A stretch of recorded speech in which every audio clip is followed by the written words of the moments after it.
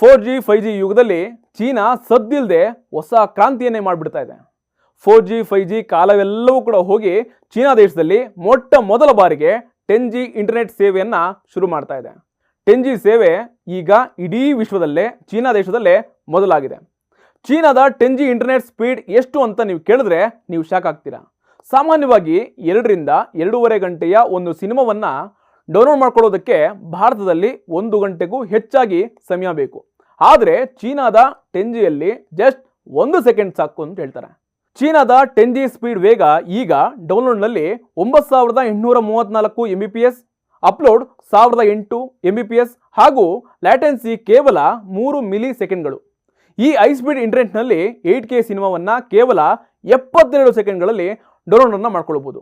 ಚೀನಾದ ಯುನಿಕಾಮ್ ಹಾಗೂ ಹುವಾವೆ ಜಂಟಿಯಾಗಿ ಈ ಆಪರೇಷನ್ ಶುರು ಮಾಡಿಕೊಂಡಿದೆ. ಹುವಾವೆನ ಹೆಬೈ ನಗರದಲ್ಲಿ ಮೊಟ್ಟ ಮೊದಲ ಬಾರಿಗೆ 10G ಬ್ರಾಡ್ಬ್ಯಾಂಡ್ ನೆಟ್ವರ್ಕ್ ಸೇವೆಯನ್ನು ಶುರು ಮಾಡಿಕೊಂಡಿದೆ.